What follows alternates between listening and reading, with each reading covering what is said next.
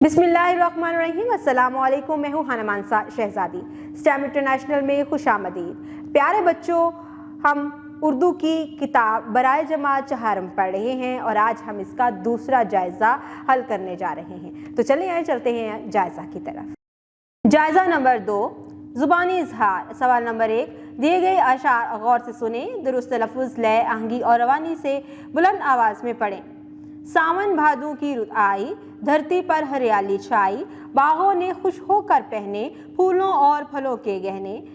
कोंपल फूटी, कलियां खिली, कोयल कूकी, चिड़ियां चहकी, सर्द हवा के झोंके आए, पेड़ों ने तंबूर बजाए। सवाल नंबर 2, एक दूसरे की मदद से क्या फ़ायदे हासिल होते हैं, अपने अल्फाज में बताएं।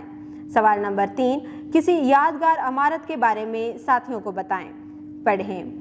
सवाल नंबर 4, सबक कोई बात नहीं, दुरुस्त लफ्ज़ और रवानगी से पढ़ें, कवायद।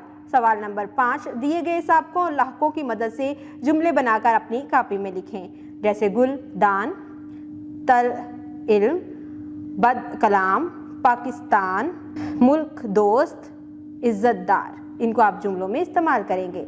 सवाल नंबर 6, दिए गए अल्फाज के मुतजाद लिखें, अपनी कापी में इन अल्फाज के जुमले भी बनाएं।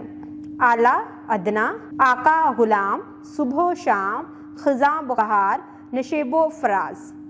तख्लीकी लिखाई। सवाल नंबर 7, डॉक्टर अल्लामा मोहम्मद इकबाल रहमतुल्लाह अलैह की नज़्म एक मकड़ा और मक्खी को अपने मुकालमे की सूरत में लिखें। सवाल नंबर 8, गरूर और तकब्बुर के नुकसानात पर दो दोस्तों के दरमियान मुकालमा अपनी कापी में लिखें। सवाल नंबर 9, हवलदार लालच जान की शहादत का हवाला अपने अल्फाज में तहरीर करें। प्यारे बच्चों, आज हमने जायज़ा नंबर 2 किया। उसमें वो तमाम तर सवाल थे जो हम लोगों ने पिछली इसबाक में पढ़े थे। इस साबका इसबाक का रेफरेंस देते हुए यहाँ पर हमने जायज़ा नंबर 2 को हल किया है।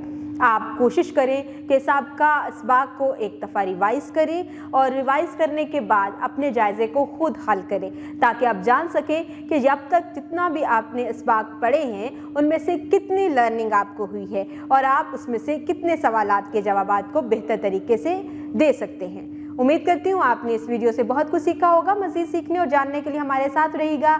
मिलते हैं अगले वीडियो में, तब तक के लिए खुदा हाफिज़।